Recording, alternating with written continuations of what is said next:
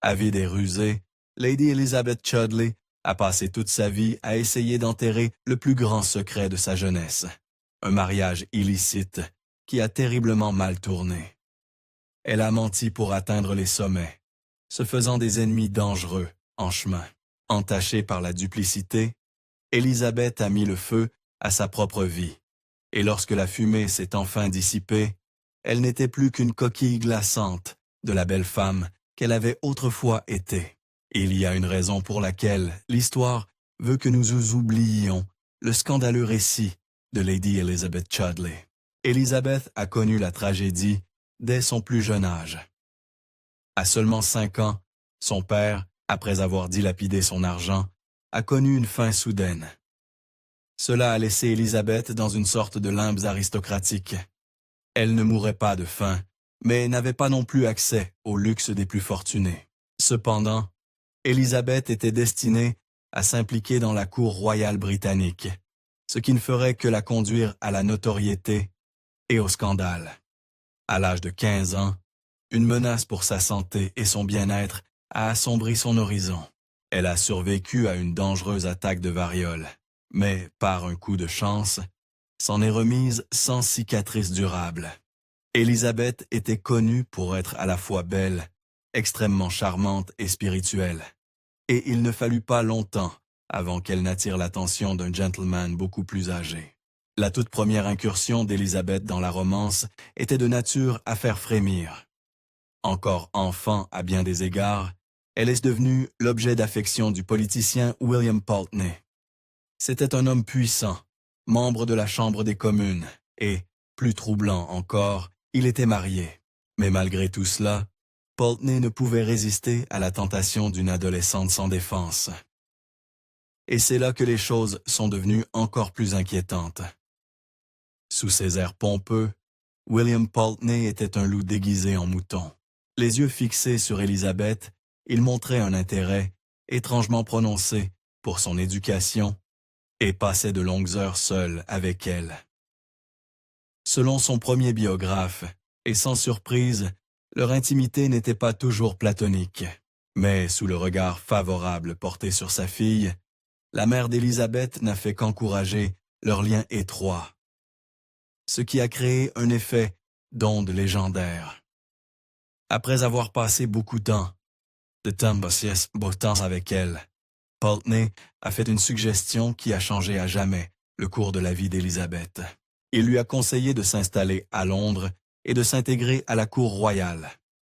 Vous savez, le roi avait souri à William Pulteney, le nommant comte de Bath. Cela a ouvert un tout nouveau monde pour Elizabeth. Mais elle était loin de se douter que cela se révélerait bien plus dangereux qu'elle n'aurait pu l'imaginer. Elizabeth a laissé derrière elle les luttes de son enfance lorsqu'elle est arrivée au seuil scintillant de la cour royale britannique. Non seulement elle s'est retrouvée avec un revenu de 400 livres, mais elle a également décroché le rôle de demoiselle d'honneur pour l'épouse du prince de Galles, Augusta de Saxe-Gotha. À son crédit, Elizabeth est devenue incroyablement populaire, à tel point qu'elle a impressionné le roi lui-même. Elizabeth savait assurément comment faire sensation. Lors d'une occasion notoire, elle a assisté à un bal masqué dans le Haymarket, et lorsqu'elle a fait son entrée, les mâchoires se sont décrochées. Elizabeth s'était transformée en l'image de la princesse grecque Iphigénie, enveloppée dans une robe éblouissante. Cette robe était incroyablement transparente et de couleur chair, si bien que sous la lueur chaude des chandelles, Elizabeth semblait ne rien porter. Le roi George II l'a immédiatement remarqué, mais au lieu d'être offensé, il était ravi. En fait, il était si captivé par Elizabeth qu'il a publiquement exprimé son approbation pour la dame de l'épouse de son fils, et a même ordonné un autre bal masqué en son honneur. Avec tous les regards de la salle braqués sur elle, Elizabeth ne pouvait qu'espérer faire un mariage prospère. Mais, bien sûr, son cœur s'en est mêlé. La cour royale n'était pas tout à fait convenable. En réalité, elle regorgeait de vices et de soupirants voraces. Et c'est là qu'Elizabeth a rencontré le célibataire le plus convoité Nivelle de son temps. Séduit par sa beauté et son charme, James, duc de Hamilton, lui a proposé le mariage. Mais il y avait un hic dans son plan. Avant de pouvoir se marier, James devait la quitter pour entreprendre un grand tour du continent. Malheureusement pour James, cela a donné à Elizabeth tout le temps de poser son regard sur un autre soupirant. Bien que James soit un parti exceptionnel, cela n'a pas empêché Elizabeth de céder à son côté plus rebelle. Lors d'une course de chevaux, elle s'est retrouvée face à face avec Augustus John Hervey, un soupirant incroyablement séduisant. Malheureusement, Augustus n'était pas du même calibre. En fait, il était un officier naval pauvre et de basse condition. Mais cela a-t-il arrêté Elizabeth dans sa décision la plus téméraire? Absolument pas. Elizabeth est tombée éperdument amoureuse d'Augustus, et par conséquent, elle n'a pas réfléchi à 2 fois avant de trahir cruellement le duc de Hamilton. En 1744, un mariage secret a eu lieu. Elle et Augustus se sont retrouvés dans une église discrète du Hampshire, et à 22 heures, la cérémonie illicite a commencé. Seuls quelques amis et serviteurs y ont assisté. Vous voyez, si quelqu'un découvrait la vérité, les conséquences seraient absolument sévères. Plus choquant encore, Élisabeth a gardé son mariage secret, même pour sa propre mère. Si quelqu'un de proche révélait la vérité, elle risquait de perdre son statut à la cour et tout ce pour quoi elle avait travaillé. Son mariage précipité avait été audacieux, spontané et surtout voué à l'échec dès le départ. Peu après avoir prononcé leurs vœux, le couple a eu une soudaine dispute, et la raison était étonnamment sinistre. Il est fort probable que le mariage d'Élisabeth avec Augustus ait implosé à cause d'agressions et de mauvais traitements, particulièrement dans l'intimité. Ils sont passés du chaud au froid en un instant, et lorsque Augustus est retourné à sa flotte, Élisabeth a éteint leur romance. Elle ne voulait plus jamais poser les yeux sur lui. Cependant, cette expérience terrifiante allait la hanter d'une manière terrible. Malgré sa déception face à son premier amour tordu, Élisabeth a continué à battre des cils à la cour. Elle était incroyablement habile à flirter et s'est liée à plus d'un courtisan notoire. Même le roi George II avait un faible pour elle. Et bien que des rumeurs laissaient entendre une possible liaison, Élisabeth, pour une fois, a évité ce genre d'entrelacs. Cependant, elle a profité de sa faveur marquée. Sous le regard appréciatif du roi, Élisabeth a offert certains de ses privilèges à sa propre mère. Le roi a donné à sa mère un rôle de gouvernante au château de Windsor. Désormais, mère et fille côtoyaient la royauté et profitaient de revenus conséquents. Tout semblait aller bien pour Élisabeth, jusqu'à ce que son encombrant mari revienne en Angleterre et gâche tout. À ce moment-là, Élisabeth reconnaissait que son mariage avec Augustus Hervey avait été une erreur désastreuse. Quand il a fait savoir qu'il était de retour, elle a refusé de le voir. Et c'est alors que les menaces ont commencé. Augustus a utilisé leur mariage secret comme levier, menaçant de révéler leur relation au monde. Élisabeth n'avait d'autre choix que de se rendre à lui. Une fois qu'Augustus l'a eue seule, il aurait, selon les rapports, abusé d'elle. Cette interlude glaçante n'était pas assez grave. Mais lorsque Élisabeth a découvert plus tard qu'elle était enceinte, ses ambitions à la cour ont été reléguées au second plan. Elle n'a eu d'autre choix que de se retirer de la cour jusqu'à la naissance de son enfant. Son absence est restée inexpliquée, et les rumeurs désagréables ne manquaient pas dans son dos. Le chemin tourmenté d'Élisabeth vers la maternité s'est soldé par une tristesse. Après l'arrivée de l'enfant, une nourrice a pris le relais. Et, en fin de compte, le bébé n'a pas survécu longtemps. Lorsqu'elle est revenue à la cour, Élisabeth a essayé de laisser tout cet épisode derrière elle. Mais c'était beaucoup plus facile à dire qu'à faire. Elle a combattu les rumeurs avec une exagération totale pour les rendre moins crédibles.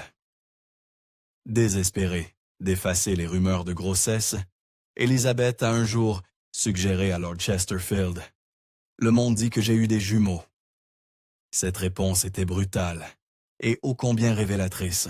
Il a répondu, « Eh bien, je ferai en sorte de ne croire qu'une moitié de ce que dit le monde. » Malgré ce revers dérangeant, Élisabeth est revenue à la cour la tête haute.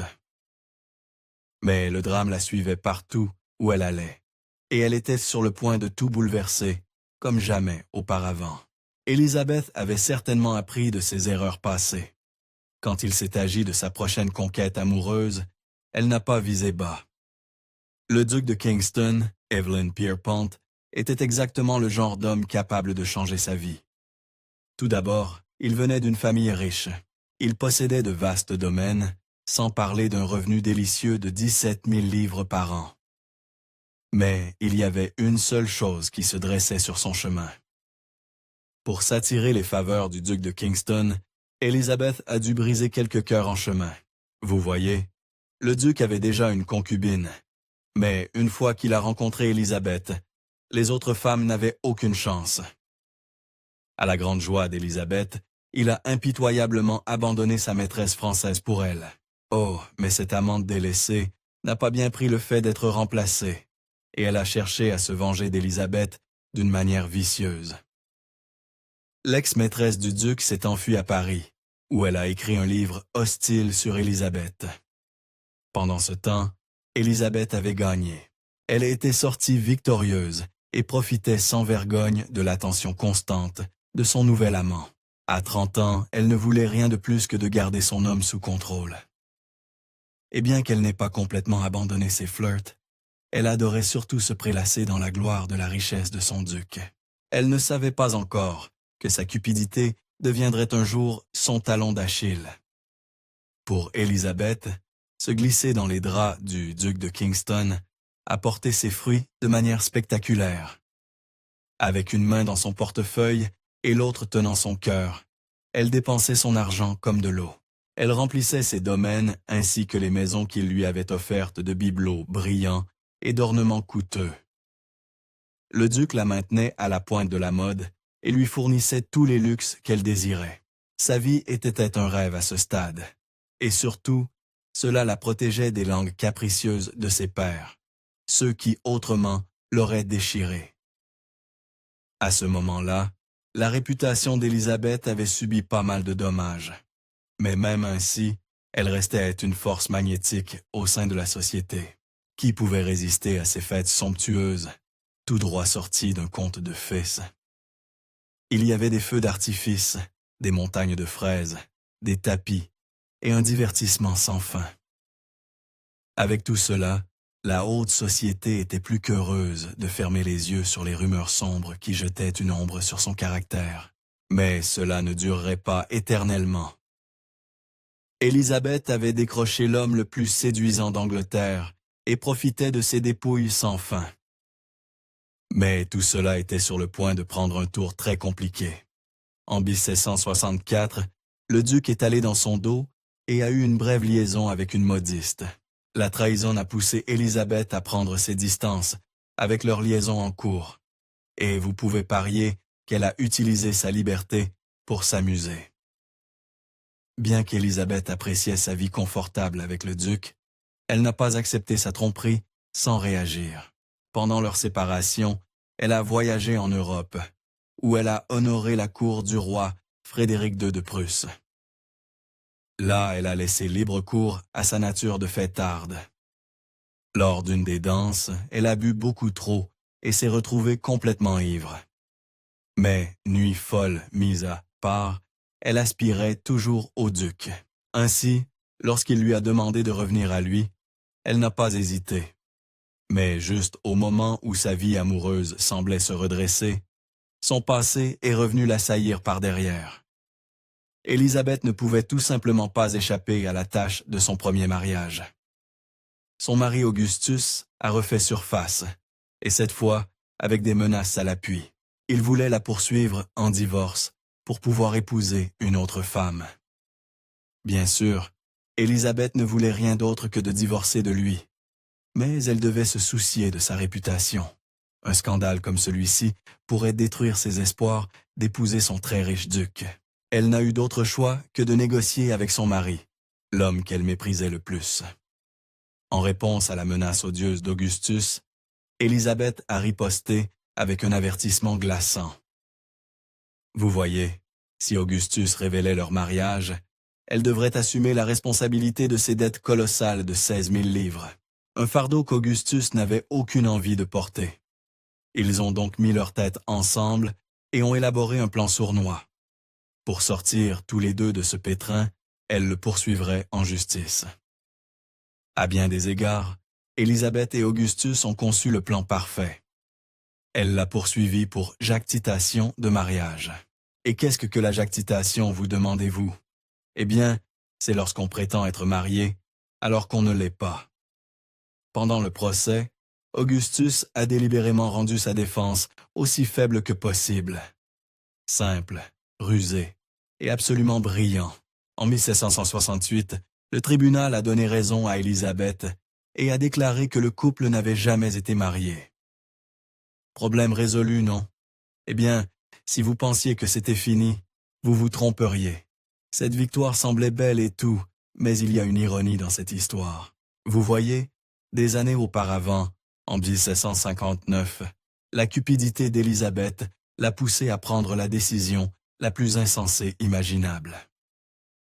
Elle avait entendu dire que le frère aîné d'Augustus, le comte de Bristol, était à l'article de la mort. S'il décédait, Augustus hériterait du titre et de la fortune, faisant d'Élisabeth une comtesse. Eh bien, c'était un prix qu'elle ne pouvait tout simplement pas résister, et elle voulait une preuve que le mariage avait eu lieu. Poussée par la promesse de la fortune, Élisabeth a rassemblé les témoins survivants de son mariage et leur a demandé de signer un serment, attestant de la légitimité de son mariage avec Augustus. Mais la plaisanterie était sur elle. Le comte de Bristol n'a pas succombé à la maladie comme prévu, et Élisabeth a dû retourner dans son coin. Et 9 ans plus tard, sa nature hypocrite a refait surface au pire moment. À ce stade, elle avait publiquement réaffirmé qu'elle n'avait jamais été mariée à Augustus. Élisabeth était une opportuniste rusée, mais ce n'était qu'une question de temps avant que le karma ne vienne frapper à sa porte. Désormais libérée des chaînes de son premier mariage, Élisabeth pouvait librement épouser le duc de Kingston. En 1770, elle a enfin capturé son « Ils vécurent heureux », mais un courant sombre coulait sous leur façade de félicité. Les lettres de la société de l'époque révélaient des vérités troublantes sur ce mariage. En fait, certains rapports prétendaient qu'Élisabeth était une épouse autoritaire envers son mari. Dans la société, Élisabeth était la patronne de sa maison et de son mari. Un récit affirmait même qu'elle exigeait que le duc lui demande la permission s'il voulait sortir, prendre l'air. Cependant, en fin de compte, leur temps ensemble fut tragiquement court. Seulement 3 ans après leur mariage, le duc de Kingston est décédé. Cela signifiait qu'Élisabeth, désormais duchesse, hériterait de toute la fortune de son mari. C'était une pilule difficile à avaler pour le neveu du duc, qui ne verrait pas un sou tant qu'Élisabeth elle-même ne serait pas décédée. Tout ce dont il avait besoin était une raison pour attaquer la duchesse pour bigamie. Et heureusement pour lui, l'opportunité s'est présentée de manière choquante. Cette fois, Élisabeth n'échapperait pas indemne à ses mensonges. Ce dénouement sordide a commencé avec une pièce de théâtre. L'un des serviteurs d'Élisabeth avait été en contact avec l'écrivain Samuel Foote, et il n'a pas hésité à utiliser l'histoire fascinante de la vie de la duchesse comme base pour sa pièce, Un voyage à Calais. Il est juste de dire qu'il ne l'a pas peinte sous le jour le plus flatteur. Quand Élisabeth l'a découvert, sa réaction fut rien moins que diabolique. Élisabeth n'a certainement pas apprécié d'être représentée comme Lady Kitty Crocodile, et c'était exactement ce que Samuel Foote espérait. Vous voyez, il avait l'intuition qu'Élisabeth serait prête à payer une somme exorbitante pour étouffer complètement la pièce. Sans surprise, elle l'a convoqué, et il a répondu à son appel. Et lorsqu'elle lui a demandé de lire certains passages de la pièce, Il a observé son expression se transformer en une horreur pure. Élisabeth savait qu'elle avait un problème entre les mains. Bouillonnante de rage, elle a demandé à Foote combien il en coûterait pour supprimer le script incriminant. Samuel Foote n'était pas un imbécile. Il avait son prix en tête. Une somme stupéfiante de 2000 livres pouvait acheter son silence, rien de moins. Élisabeth fut scandalisée par le montant et proposa de ne payer que 600 livres, mais Foote ne céda pas. Son avarice serait sa chute. Elizabeth Chudley a fait ce qu'elle faisait de mieux et est passée à l'attaque. Mais cela s'est retourné contre elle de manière terrible. Elle s'est précipitée vers un membre du parti Whig, lançant des accusations de chantage. Pendant ce temps, Foote avait aussi des amis haut placés. Il a porté l'histoire de la bigamie d'Elizabeth à Lord Hertford et a insisté sur le fait qu'il y avait des preuves de sa tromperie. Mais ce n'était pas le pire. Pour aggraver les choses pour Elizabeth, le neveu déshérité du duc, Evelyn Meadows, a également soutenu les accusations de bigamie contre la duchesse. Elle n'avait aucun allié. Face à des preuves croissantes, le grand jury a décidé qu'un procès était bel et bien nécessaire. Le pire cauchemar d'Elizabeth devenait réalité. Elle n'avait d'autre choix que de répondre à la convocation. Si elle ne le faisait pas, elle serait qualifiée de hors-la-loi. Elizabeth ne savait pas encore que cette affaire allait lui exploser au visage encore plus. Elle a été portée devant la Chambre des Lords et a causé une sensation sans précédent. Les spectateurs du procès ont afflué à Westminster Hall pour assister au drame. En fait, les gradins étaient complètement pleins. Mais ce n'était pas le pire. Oh non, il y avait de grands noms présents. La reine Charlotte et ses enfants, y compris les futurs rois. Cela prenait des allures d'événements majeurs, et cela n'a fait qu'empirer. L'histoire d'Élisabeth a enflammé l'intérêt de toute la nation. Un conte de la misère à la richesse mené par une protagoniste manipulatrice.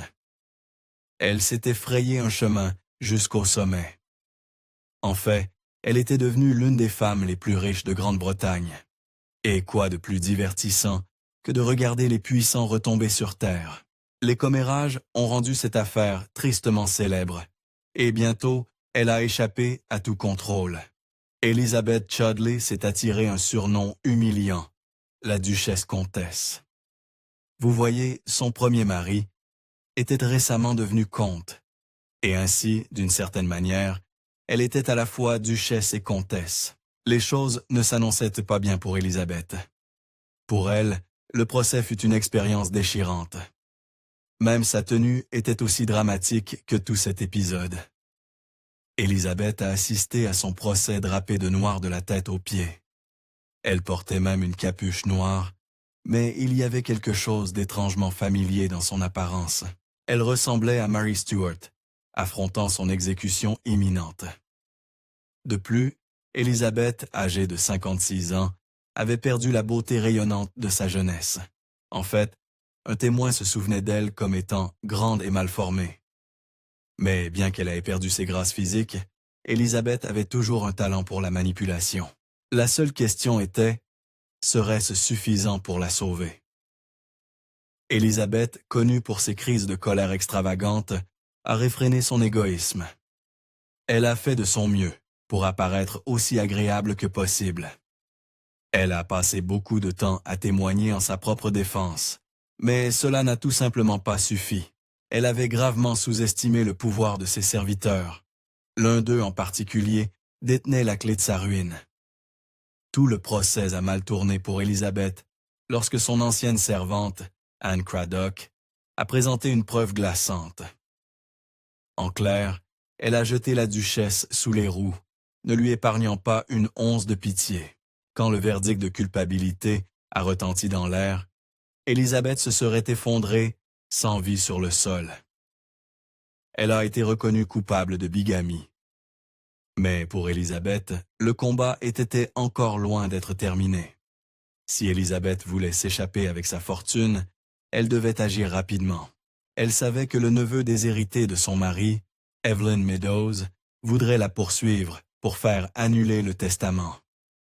Il était également susceptible de l'empêcher de quitter le pays. Eh bien, Élisabeth avait un dernier tour dans son sac. Elle a décidé de le duper, et c'était infuriant de génie. La voiture d'Élisabeth était très reconnaissable.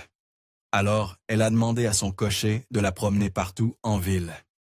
Pendant ce temps, sa maison serait animée par une fête bruyante. Pour tout étranger, y compris Meadows, il semblerait qu'elle ait été très occupée à recevoir. Cela lui donnerait amplement le temps de s'échapper. Elle a liquidé autant d'actifs qu'elle le pouvait, puis a fui le pays entièrement, atterrissant en France avec l'infamie dans son sillage. Élisabeth avait réussi à glisser entre les doigts non seulement de Meadows, mais aussi de son mari Augustus. Il avait voulu divorcer de sa femme indomptable une fois pour toutes, mais à cause de leurs transgressions passées, on lui a conseillé de ne pas poursuivre. Quant à Élisabeth, eh bien, la vie n'a plus jamais été la même. Cependant, elle a quand même réussi à se frayer un chemin dans les faveurs de nouvelles sociétés huppées. Malgré le procès, Élisabeth a réussi à surmonter sa réputation ternie. Et pendant les 12 années suivantes, elle a profité de sa vie et voyagé à travers l'Europe. Elle est même entrée dans les bonnes grâces de la famille royale russe et même du pape lui-même. Bien qu'elle soit devenue plus avare avec l'âge, elle était en excellente santé. En fait, Élisabeth ne manquait de rien. Elle était toujours une femme riche et possédait plusieurs domaines. La veille de son décès, Elizabeth Chudley ne semblait pas du tout malade. Et puis, en un seul instant, tout était fini. Comme l'a écrit l'historien Louis Melville, selon un récit, la cause immédiate de la mort fut la rupture d'un vaisseau sanguin à la suite d'une violente explosion de rage en apprenant qu'un procès à Paris s'était retourné contre elle.